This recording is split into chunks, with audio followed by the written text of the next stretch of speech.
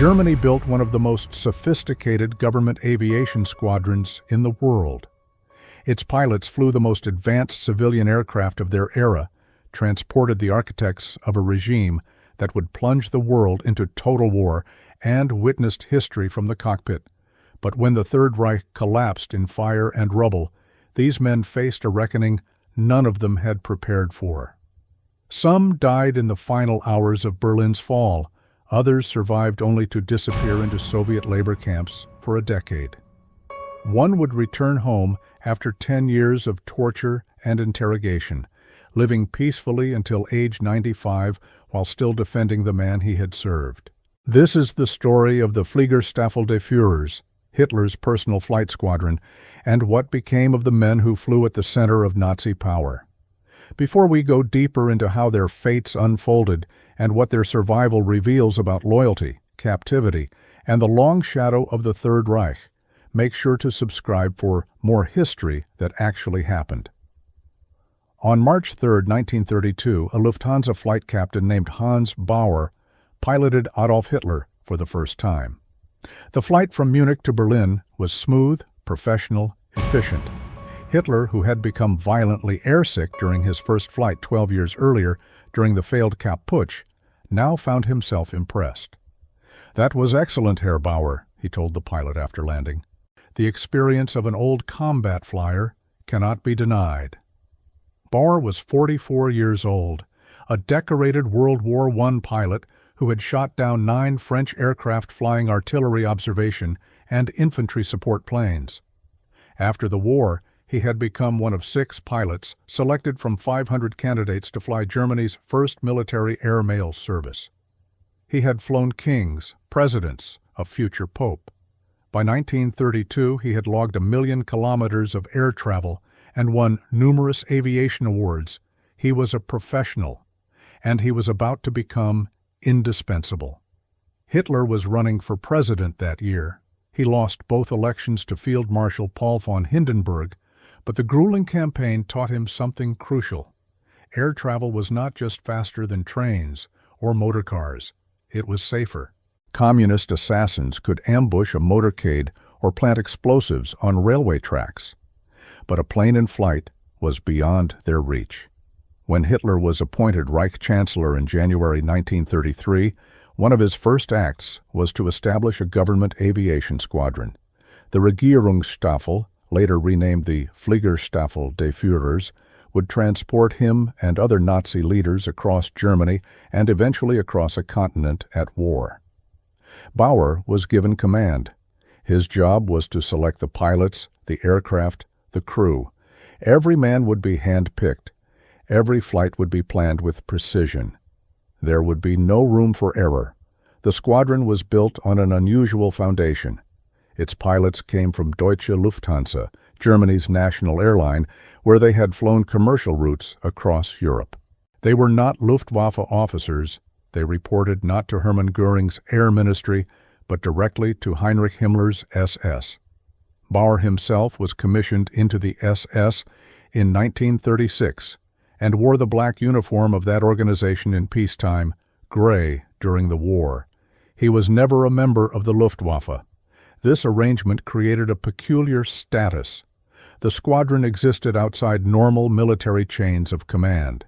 Its pilots were elite aviators with honorary SS ranks, flying civilian aircraft modified for government use. They wore uniforms but operated like a private airline, and they flew only for the men who ruled the Third Reich. The aircraft reflected this hybrid nature. Hitler's first official plane was a Junkers Ju-52, numbered D-2600, and named Immelmann after the World War I ace. It was a tri-motor transport, reliable and rugged, capable of carrying passengers in relative comfort across Germany's primitive airfields. Later came the Focke-Wulf FW-200 Condor, a 4-engine aircraft originally designed for long-range commercial flights. 2 Condors served as Hitler's primary transports, named Grenzmark and Ostmark. The Condor was faster, more modern, more imposing. It had been developed to compete with American airliners on transatlantic routes. Now it carried the Führer to conquered capitals and frontline headquarters. The planes were customized. Hitler's seat was protected by armor plate. The windows used safety glass thick enough to stop bullets.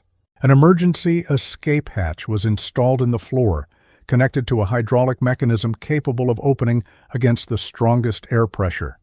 A parachute harness was built into the seatback. Bauer tested the system repeatedly with weighted dummies. It always worked. Hitler never had to use it. Georg Betz joined the squadron as Bauer's co-pilot and backup. Born in Bavaria in 1903, he had studied mechanical engineering before training as a pilot. By 1932, he was a captain flying European routes for Lufthansa. Like Bauer, he was recruited into the SS and transferred to Himmler's staff. He was appointed to command the squadron's reserve aircraft. His role was precise. If Bauer was unavailable, Betz would fly Hitler. If Bauer was killed, Betz would take over as squadron commander. The arrangement was simple and redundant. Hitler would fly with no one else. Other pilots filled out the squadron's roster, their names now obscure. Adolf Doldy, an SS officer who rose to the rank of Obersturmbannführer, flew other Nazi leaders when Hitler did not need transport. The squadron expanded as the regime's reach extended. Aircraft were based in Berlin, at the Berghof in Berchtesgaden, and later at Hitler's wartime headquarters scattered across occupied Europe. Ground crew, navigators, radio operators, flight engineers, all were carefully vetted. The squadron was small, perhaps 20 to 30 personnel at its peak, but it operated with relentless efficiency. From 1933 to 1945, Bauer flew Hitler on every flight but one. That single exception occurred on August 23, 1939, when Bauer was in Moscow with Foreign Minister Joachim von Ribbentrop to sign the Nazi-Soviet Non-Aggression Pact. Hitler flew from Berchtesgaden to Berlin without him. It would be the last time. The squadron's missions during the war years reveal the rhythm of Nazi decision-making. In 1939, Bauer flew Hitler to inspect the Polish front during the September campaign. In June 1940, he flew Hitler and Albert Speer to Paris for an early morning tour of the conquered city. The Führer walked through empty streets at dawn, visiting the Eiffel Tower, Napoleon's tomb, the opera. Had the war turned differently, Bohr might have flown similar missions to London, Moscow, Washington. Instead, on June 24, 1941, he flew Hitler to the Wolfschanze headquarters in East Prussia, where the Führer would direct the invasion of the Soviet Union. For the next 3.5 years, Bauer operated from the airfield at Rangsdorf, flying Hitler to visit field marshals on the Eastern Front or bringing commanders back to headquarters for conferences. The work was constant, dangerous, exhausting. Soviet fighters patrolled the skies. Partisan attacks threatened every landing strip. Winter cold turned cockpits into ice boxes. On one flight in a Heinkel He-111, Hitler complained to Bauer that his feet were freezing. Bauer offered him flyer's boots. Hitler refused. "I am not authorized to wear them," he said. The Supreme Commander of the Armed Forces would not break uniform regulations. Benito Mussolini once served as Bauer's co-pilot. During a visit to the Ukraine in August 1941, the Italian dictator asked to fly the plane. Hitler nervously congratulated his ally on his aerial skill, but was visibly relieved when Mussolini left the cockpit. The incident reveals the trust Hitler placed in Bauer. He would fly with his pilot, but he would not fly with anyone else, not even an Allied head of state. The squadron suffered losses. On December 23, 1941, Grenzmark crashed while landing on a snow-covered airfield near Orel, Russia. The plane was delivering Christmas presents from Hitler to German soldiers at the front. Bauer was not flying that mission. The crew was killed. In March 1945, American bombers returning from Italy attacked Munich airfield and destroyed Hitler's newest aircraft, a Junkers Ju 290. The four-engine plane had a range of nearly 4,000 miles, carried a crew of 14, and was heavily armed. Hitler had inspected it in 1943 and approved its conversion for government use. It weighed 40 tons. Its armor and escape systems were the most sophisticated yet designed. Hitler never flew in it. When Bauer reported its destruction, Hitler nodded calmly and said nothing. By April 1945, the squadron's mission had changed. Berlin was surrounded. Soviet artillery pounded the city center day and night. On April 20th, Hitler ordered Albert Bormann, several admirals, doctors, and secretaries, to leave Berlin by air for the Obersalzberg. Betz supervised the evacuation flights over 3 days, managing departures from Tempelhof Airport and later from improvised airstrips under Soviet fire. After the last evacuees departed, Betz oversaw construction of an emergency landing strip near the Brandenburg Gate. It was a desperate measure. The Red Army was closing in. The airstrip was never used. On April 26th, test pilot Hanne Reich and General Robert Ritter von Greim flew into Berlin in a Fiesler Storch, landing on the east-west axis near the Brandenburg Gate under intense anti-aircraft fire. They made their way to the Führer bunker, where Hitler promoted von Greim to command of the Luftwaffe. Reich begged Hitler to let her fly him out of Berlin. He refused. On the evening of April 29th, Bauer and Betz were summoned to the bunker. Hitler said farewell to his personal pilots. Bauer pleaded with him to leave. "We can fly you anywhere in the world," he said. "Japan, Argentina, anywhere you want to go." Hitler shook his head. "I must stay in Berlin," he said. "I will die here." He gave Bauer a final mission instead. Reichsleiter Martin Bormann must get out of Berlin safely, carrying important papers. As a parting gift, Hitler gave Bauer a rolled-up portrait of Frederick the Great, one of his most treasured possessions. Bauer placed it in his knapsack. The next afternoon, April 30th, Hitler committed suicide. The Red Army was less than 500 meters from the bunker. General Helmuth Weidling and SS Brigadeführer Wilhelm Mohnke devised a breakout plan. They divided the bunker's personnel into 10 groups. Each group would attempt to escape through Soviet lines to German-held territory in the north or west. After midnight on May 1st, the groups began their escape. Bauer, Betz, Bormann, Hitler's valet Heinz Linge, bodyguard Otto Günsche, and others moved through the ruins of the Reich Chancellery into the burning streets of Berlin. They crossed the Weidendammer Bridge under heavy fire from Soviet tanks and machine guns. Shells exploded on the bridge. Men fell. Bormann was drunk, stumbling through the darkness. Bauer was separated from him. He never saw Bormann again. The Reichsleiter's body would be found in 1972, confirmed by DNA testing in 1998. Betz was hit crossing the bridge. Shrapnel tore through his body. Erich Kempke, Hitler's chauffeur, found him lying in the street, badly wounded. Kempke left him in the care of Käthe Hausermann, a dental assistant from Hitler's staff. There was nothing more to be done. Betz died from his wounds on May 2, 1945. He was 41 years old. His body was never recovered. Bauer was also wounded in the breakout. A shell fragment struck his leg, chest, and hand. Soviet soldiers found him lying in the rubble.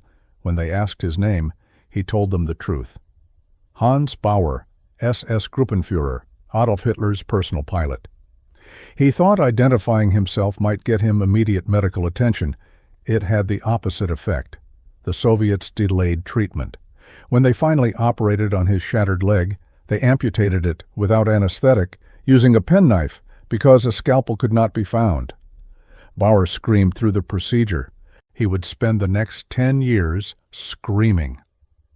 The NKVD took Bauer to Moscow. They did not believe Hitler was dead.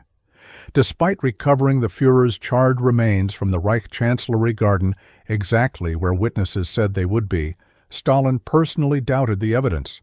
He suspected Hitler had escaped, and if Hitler had escaped, his personal pilot must have flown him out. Bauer became Stalin's obsession. For 10 years, Soviet interrogators questioned him almost daily. Did you fly Hitler out of Berlin? Where did you take him? Argentina? Japan? A secret airfield in the mountains? Bauer told them the truth. Hitler was dead. I saw his body. I was in the bunker when he shot himself. The interrogators did not believe him. They accused him of lying. They tortured him. They moved him from prison to prison, labor camp to labor camp. His leg stump became infected repeatedly. He was in constant pain. In 1950, a Soviet court tried and convicted him of conspiring against the Soviet Union and being an accessory to crimes against Soviet civilians and prisoners of war. He was sentenced to 25 years in a labor camp. In 1955, 2 years after Stalin's death, Bauer was released. The new Soviet leadership under Nikita Khrushchev began releasing German prisoners as a goodwill gesture. Bauer was transferred to French custody, then finally to West Germany in 1957. He returned to Bavaria, to Herrsching, near where he had been born 60 years earlier. The West German government granted him a lifetime pension as a wounded war veteran. He had lost a leg serving the Third Reich. The Federal Republic acknowledged that service without endorsing what it had served. Bauer lived quietly. He married for a third time. He wrote his memoirs, published in English in 1958 as Hitler's Pilot, and in 1986 as Hitler at My Side. The books are remarkable not for what they reveal, but for what they defend. Bauer called Hitler one of the greatest men the world will ever see, a true genius. He denied the Holocaust happened, calling it Allied propaganda designed to besmirch Nazi Germany's accomplishments. He spoke fondly of the man he had called Unser Vati, our dad, and said he would gladly have lost his other leg for him. He never recanted. He never apologized. He never expressed regret for the regime he had served or the millions it had murdered. He simply lived, fishing in Bavarian lakes from a Schwimmwagen, a Volkswagen-built swimming car that Ferdinand Porsche had given him as a gift after a wartime flight to inspect tank production in Russia. He kept a portrait of Hitler on his wall. When he died on February 17, 1993, at age 95, he was the last surviving member of Hitler's inner circle. Other squadron members left fewer traces. Adolf Doldy's fate remains unclear. Records show he held the rank of SS Obersturmbannführer and flew as a pilot for the Reichssicherheitsdienst, the Reich Security Service, but his post-war whereabouts are unknown. He may have died in the war's final months. He may have been captured by the Soviets and died in captivity. He may have escaped to the West and lived under an assumed name. The documentary record is silent. Hannah Reich, though not a member of the squadron, was its most famous visitor. She was interrogated by American forces after her capture and provided detailed testimony about the bunker's final days. Her account, classified confidential, described Hitler as calm, fatalistic, resigned to death. She was released and returned to Germany, where she resumed her career as a test pilot and aviation instructor. She died in 1979 at age 67. She never married. She never expressed remorse for her loyalty to Hitler or her role in the Nazi regime. Like Bauer, she defended the man she had served until the end of her life. The Fliegerstaffel des Führers was officially dissolved on May 8, 1945, when Germany surrendered unconditionally. Its aircraft were destroyed, captured, or abandoned. The Ju-52 D-2600, Hitler's first official plane, had been retired earlier in the war. The surviving FW-200 Condors were seized by Allied forces and either scrapped or preserved as war trophies. The emergency airstrip near the Brandenburg Gate was erased when Soviet forces bulldozed the rubble of central Berlin. The squadron's personnel files were captured by Soviet and American intelligence and classified for decades. When they were finally released, they revealed a small elite unit that had operated at the absolute center of Nazi power for 12 years. The fate of Hitler's personal pilots exposes a paradox that runs through the history of the Third Reich. These were not ideologues. They were not SS fanatics who volunteered for extermination camps or Einsatzgruppen murder squads. They were professional aviators who flew planes. They were skilled, disciplined, competent. They could have worked for any government, flown for any airline. But they chose to serve Hitler. They chose loyalty over conscience. And when the regime they served collapsed, some died in its final defense. Others endured a decade of torture defending a lie Stalin needed to believe.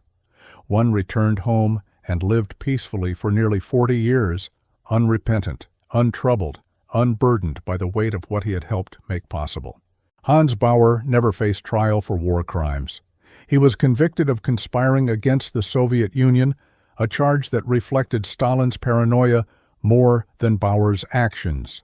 He was not prosecuted for his role in transporting Nazi leaders who planned and executed genocide.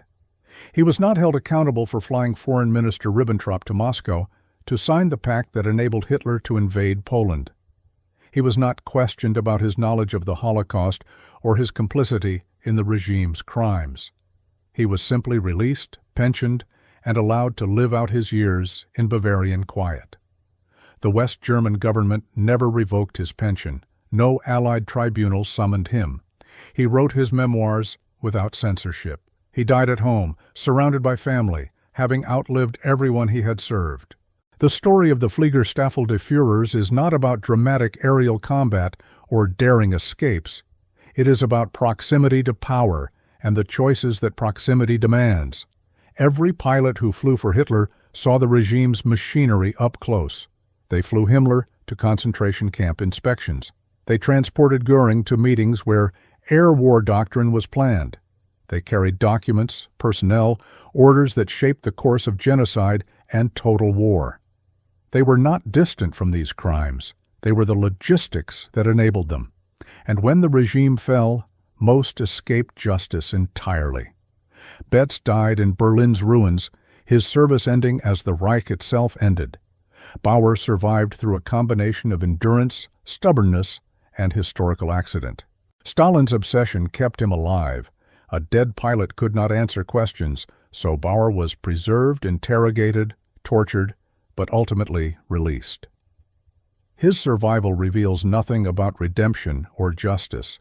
It reveals only that some men endure while others do not, and that the reasons for survival often have nothing to do with virtue or guilt.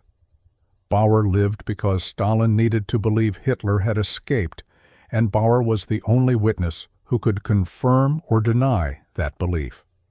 When Stalin died and the obsession died with him, Bauer was no longer useful. He was sent home. The Federal Republic of Germany's decision to pension Bauer as a wounded veteran reflects a larger pattern of post-war German justice.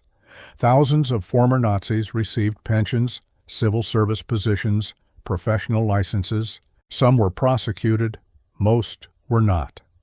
The legal and moral calculus was complicated by Cold War politics, administrative necessity, and a societal desire to move forward without fully reckoning with the past. Bauer was one of many. His pension was not unusual. His unrepentant views were not unusual. His peaceful old age was not unusual. What was unusual was his proximity to Hitler, and the fact that he chose to write memoirs celebrating that proximity rather than hiding from it. History remembers the Fliegerstaffel de Führers, if it remembers it at all, as a footnote. The squadron does not appear in most histories of the Luftwaffe because it was not part of the Luftwaffe. It does not feature in Holocaust histories because it did not directly participate in genocide. It exists in the margins, mentioned in memoirs and interrogation transcripts, visible in photographs of Hitler boarding aircraft, present but unremarked. Yet the squadron was essential. Without it, Hitler could not have traveled as he did. Without it, the Nazi leadership could not have coordinated across a continent. The pilots were not peripheral, they were infrastructure, and infrastructure is always complicit. Georg Betz died unknown. Hans Bauer died famous, or at least notorious. Both men made the same choice. to fly for Hitler. But history granted them different fates. One bled out on a Berlin street, the other lived to age 95. Neither faced meaningful justice, neither expressed remorse, and neither left behind any evidence that they believed they had done anything wrong. They were pilots. They flew planes. That was all. Please don't forget to like, share, and subscribe.